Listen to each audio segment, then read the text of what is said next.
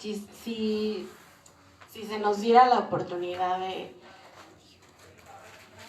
de ir a un lugar de viaje o a un lugar para reflexionar acerca de nuestra vida, ¿qué lugar elegirías, Elcita?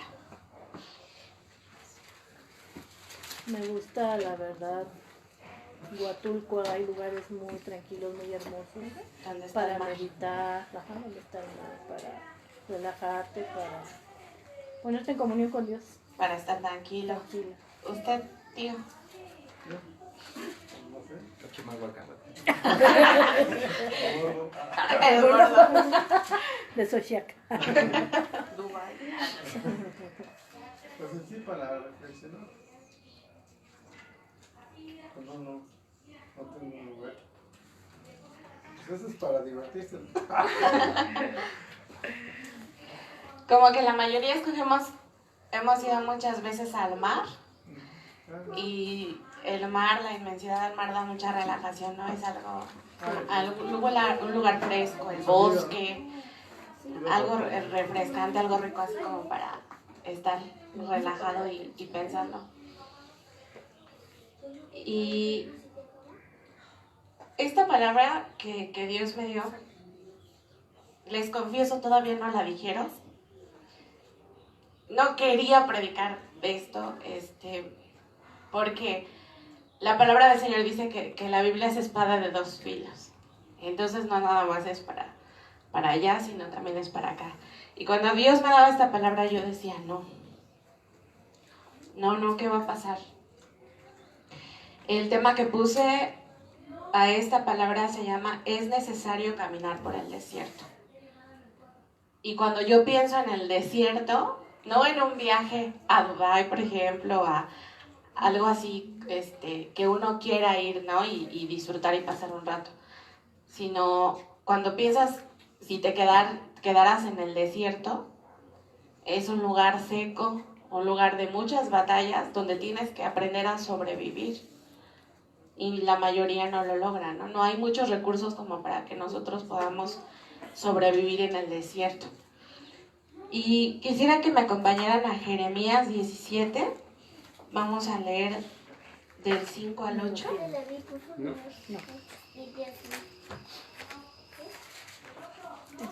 Jeremías 17, del 5 al 8.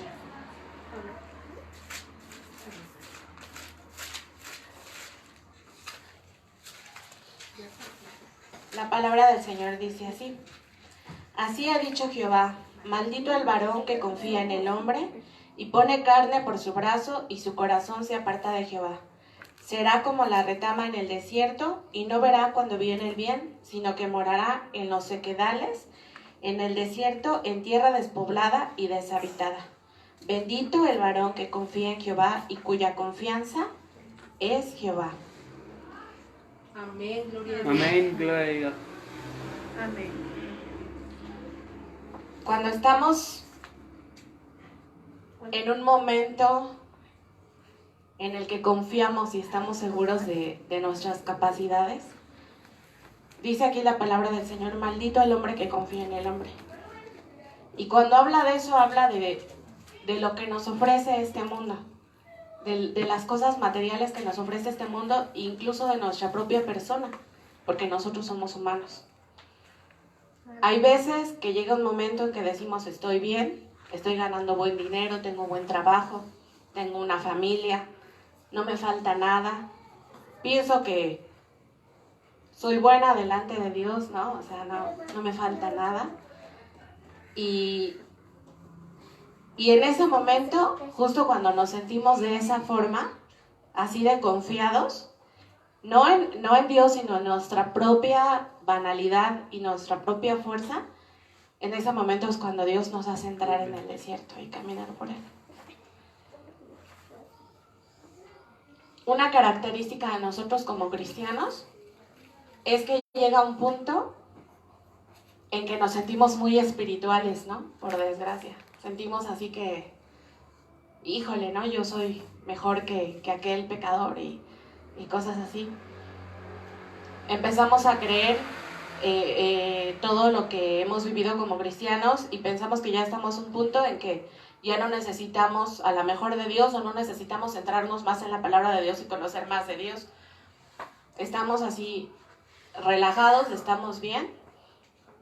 Sin embargo, como lo estábamos viendo, el camino por el desierto es un camino difícil de pasar. Es un camino de pruebas. Entonces, es necesario que caminemos por ahí, porque cuando nosotros somos confrontados con nosotros mismos, es cuando nos llevamos una gran decepción. No sé si a ustedes les ha llegado a pasar cuando uno le pide a Dios paciencia y tú crees que eres paciente, pero llega un hermanito, llega un vecino, llega alguien que te saca de tus casillas y entonces se te olvida que eres hijo de Dios, ¿no? Se te olvida que decidiste ser una nueva criatura y explotas y pasa de todo. Ahí es cuando nosotros nos confrontamos con nuestra propia realidad, que sabemos que el cambio que hemos tenido en nosotros no ha dependido absolutamente para nada de nosotros, sino que depende de Dios y de la obra transformadora y redentora de Dios en nuestras vidas. Sé que esta palabra es dura y quizás nos preguntamos si esto es una especie de castigo o de rechazo divino, el hecho de que el Señor nos haga pasar por el desierto.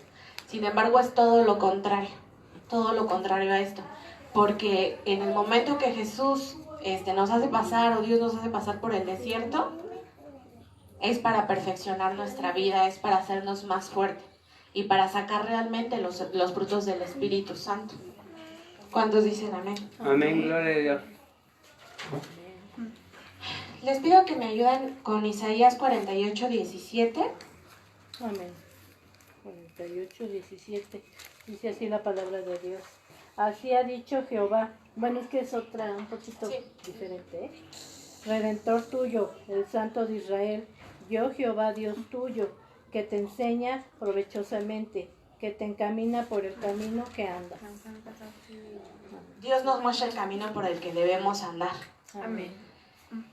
Para sacar el mejor provecho de nosotros, así como dice Isaías, nos enseña provechosamente el camino por el que debemos andar. Y si usted se acuerda, hay dos escenas en la Biblia. La primera está en el pueblo de Israel cuando fue sacado de Egipto. El Señor los encaminó directamente hacia el desierto.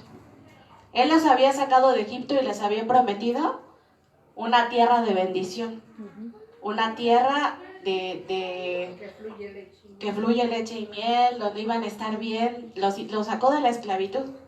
Y lo más lógico es pensar que los sacó y directamente pues iban a ir a la tierra prometida. Sin embargo, el Señor los hizo pasar por el desierto. Y eso causa algo así como, dices, sí, ¿pero por qué, no? Otra escena es de nuestro mismo Señor Jesucristo. Cuando Él fue bautizado, inmediatamente después de que fue bautizado, dice la palabra del Señor que fue llevado por el Espíritu Santo al desierto para ser probado. En el momento que el Señor recibió y reconoció y dio testimonio de su fe pública, el mismo Espíritu lo llevó al desierto para ser probado. Y esto a mí me daba así, cierta inquietud, y yo decía, pero ¿por qué, no? O sea, ¿por qué tener que pasar por ahí? Y justamente cuando estamos pasando por esas pruebas, por estas tentaciones, nos ponemos a pensar en nuestra propia vida y en todo lo que hacemos para el Señor. No decimos, ¿por qué a mí? ¿Por qué, Señor, si yo tengo iglesia, si yo soy diácono, si yo soy ministro de alabanza? ¿Por qué? ¿Por qué tengo que pasar por esta prueba, no? Nos hacemos esa pregunta, nos creemos intocables y creemos, desgraciadamente, para muchos nuevos cristianos, hablan de Cristo y les dicen que su vida va a ser color de rosa. Y la verdad es que no, porque Jesucristo dijo que en el mundo íbamos a tener aflicción, pero que confiemos porque Jesús había vencido al mundo. Amén. Amén. Amén. Amén. Jesús fue llevado al desierto para ser tentado. En esa y muchas situaciones de la vida de Jesús, yo creo que su vida no se compara a la vida de nadie. Jesucristo tuvo una vida que nadie jamás ha vivido si nos ponemos a pensar todo lo que tuvo que sufrir hasta el momento de que llegó a la tumba. Padeció persecución, padeció que sus mejores amigos lo traicionaran. Lo hemos estado viendo en el transcurso de todas estas predicaciones, todo lo que Jesucristo sufrió. No nada más fue la tentación en el desierto, sino que casi toda su vida fue un desierto por todo lo que tuvo que vivir y todo lo que tuvo que soportar. Sin embargo, mientras él pasaba por el desierto, cualquiera que se acercaba a él, en cualquier momento hallaban paz y descanso. En el precioso nombre de Jesús hallaban paz y descanso. No importaba la situación en la que estuviera Jesús, Jesús podía transmitir esa paz y ese descanso. Y no estoy hablando de un descanso físico, a nivel cuerpo. Estoy hablando de un descanso espiritual que está firmemente arraigado en Dios. Porque Jesús incluso tomaba esos tiempos y se apartaba para estar cerca del Padre y para estar constantemente en comunión con el Padre. También mi tío en la predicación pasada nos dijo, ¿no? Debemos de a mí, mi mamá, todos, la importancia de estar conectados con Dios para desarrollar todo eso en nuestras vidas. Y sabes que justo es eso, el legado que Dios nos quiere dejar a través de este paso por el desierto, y esa es su paz. ¿Quién tiene Juan 14:27?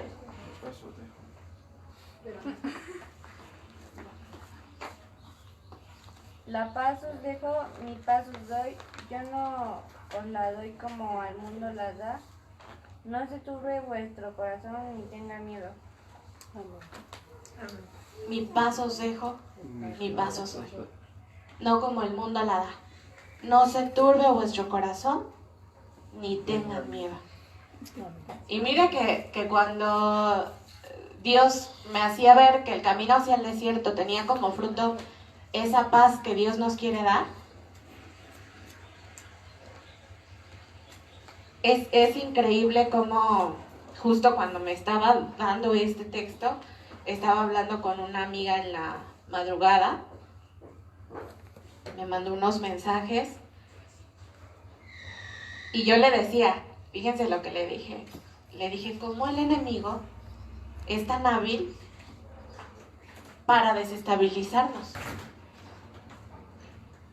Es muy hábil para desestabilizarnos, porque incluso él, cuando Jesús fue tentado ahí en ese lugar, ¿qué le dijo?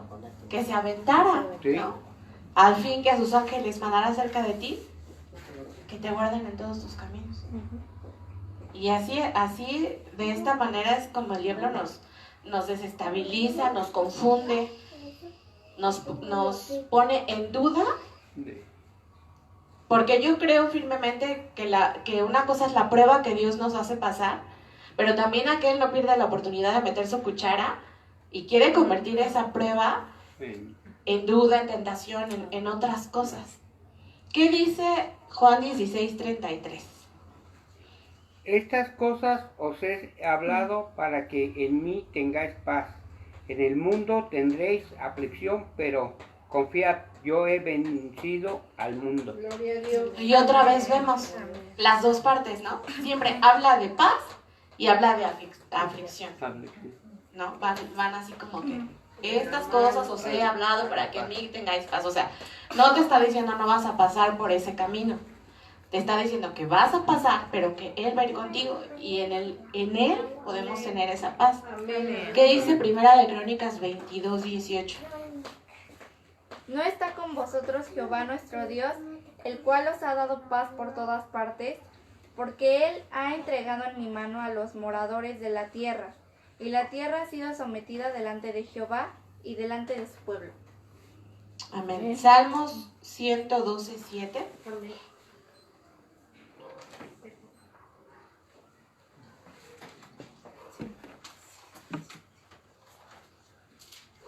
No tendrá temor de malas noticias, su corazón está firme, confiado en Jehová.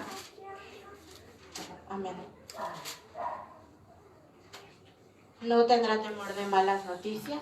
Su corazón está firme y confiado en Jehová. Amén. Y me lo vuelvo a repetir a mí misma. Amén. Mi corazón debe de estar firme y confiado en Jehová, a pesar de las malas noticias. Salmo 35.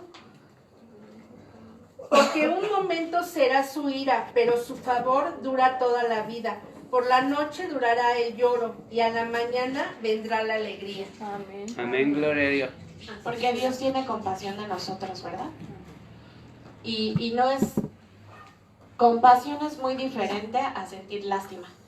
Sí. Porque la compasión es la empatía que se tiene por el prójimo y el hecho de querer ayudarlo, pero con amor. De querer satisfacer sus necesidades, pero con amor. Y en un principio yo les hablaba de la condición de uno, y así fuera que nuestra condición por la que estamos pasando por el desierto es para que Dios realmente perfeccione sus frutos del Espíritu en nosotros, o cambie nuestras actitudes porque no le está agradando mucho esas actitudes, o es para hacernos creer en Él, cualquiera que sea la razón. Dios es compasivo con nosotros y tiene cuidado de nosotros en medio del desierto. Y voy a leer Mateo 15 del 32 al 38. Y miren lo que dice, pongan atención. Y Jesús, llamando a sus discípulos, dijo: tengo compasión de la gente, porque ya hace 3 días que están conmigo y no tienen que comer, y enviarlos en ayunas no quiero, no sea que se desmayen en el camino. Ahí vemos cómo se preocupa Dios por cada uno de nosotros, no nada más por sus hijos, sino por todos nosotros. Entonces sus discípulos le dijeron: ¿de dónde tenemos nosotros tantos panes en el desierto? ¿En dónde? ¿En dónde estaban? En el desierto. En el desierto. Y sí, efectivamente ahí donde te ibas a acercar a un lugar donde vendieran o donde poder hacer las cosas. Vuelvo a repetir, ¿de dónde tenemos nosotros tantos panes en el desierto para saciar a una multitud tan grande? Jesús les dijo: ¿cuántos panes tenéis? Y ellos dijeron: 7 y unos pocos pececillos. Y mandó a la multitud que se recostase en tierra, y tomando los 7 panes y los peces, dio gracias, los partió, y dio a sus discípulos, y los discípulos a la multitud. Y comieron todos y se saciaron, y recogieron lo que sobró de los pedazos, 7 canastas llenas. Y eran lo que había comido 4,000 hombres, sin contar las mujeres y los niños. Entonces, despedida la gente, entró en la barca y vino a la región de Magdala. Qué impresionante, hermanos. Fíjense cómo Dios les lanzó un desafío en el desierto. ¿Cuál fue el desafío? Denles de comer. De comer a una multitud. En medio del desierto. Y a una multitud. O sea, no era un desafío cualquiera. No era nada más para ellos 5. Y no había mar, estaban en el desierto, no podían pescar nada, ¿no? ¿Y cuál fue la respuesta de sus discípulos? ¿Dónde podemos conseguir tantos panes nosotros en el desierto?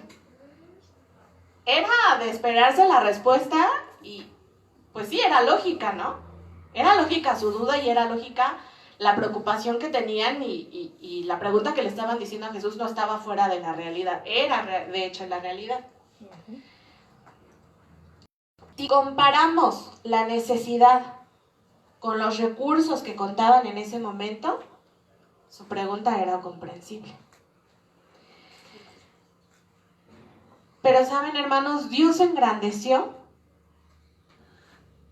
lo escaso, lo poco que depositaron en sus manos. Amén. No tenían los recursos suficientes, pero sí tenían a un Dios grande que podía multiplicar esos recursos. Amén. Y no fue la única ocasión en la que Dios se manifestó de esa manera. Dios muchas veces, con lo poco que tenía la gente, muchas veces multiplicó sobra. Amén, amén. Gloria a Dios. Dios hizo grandes cosas con poco. Así es, amén. El punto es poner nuestros recursos en las manos de Dios. Amén. Ayer que Dios me estaba dando esto específicamente de los recursos, yo recordaba hace mucho tiempo, en ese momento se me vino a la mente dos ocasiones. Una vez yo no tenía qué comer, fui a trabajar y esa vez no llegó mi compañera y me avisaron en la mañana que yo iba a estar todo el día. Y yo no había llevado comida, no tenía a quien pedirle comida.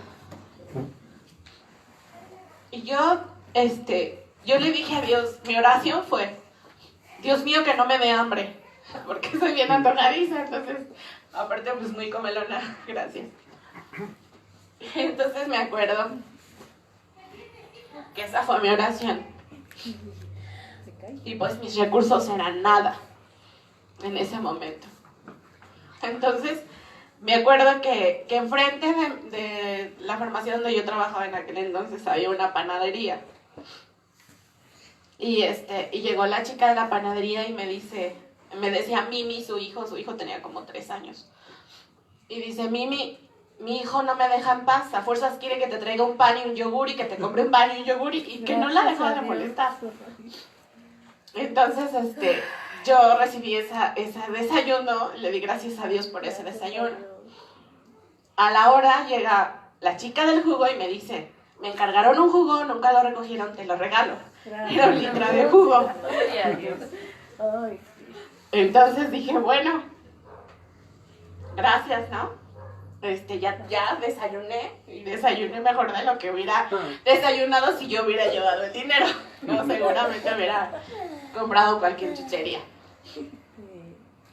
Y después, a las 3 de la tarde, 3:30 de la tarde, me acuerdo que el fin de semana mi jefe nunca iba los fines de semana porque él se iba a su casa lejos, con su esposa y su familia, entonces él nunca se paraba ahí los fines de semana. Pero ese día me tocan a la ventana muy insistentemente del mostrador y para mi sorpresa era mi jefe y me dice, mi mamá no me dejaba de molestar porque fuimos a comer barbacoa y que te trajéramos barbacoa. Bueno, me trajo tanta barbacoa que hasta me alcanzó para cenar porque yo ya no podía con la barbacoa y hasta me dijo, agarras un refresco. Dios es tan bueno.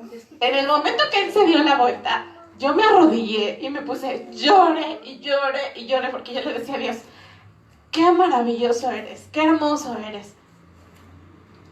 Y la otra, rápidamente les digo, el otro testimonio que tengo es que también una vez que andábamos cortos de dinero, yo tenía papas en el refrigerador y yo no sabía qué hacer de comer, yo decía, no tengo nada.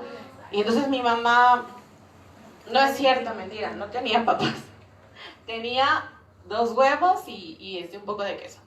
Y entonces mi mamá va y me dice, ¿quieres algo del mercado? Y yo no le quería decir que yo no tenía dinero.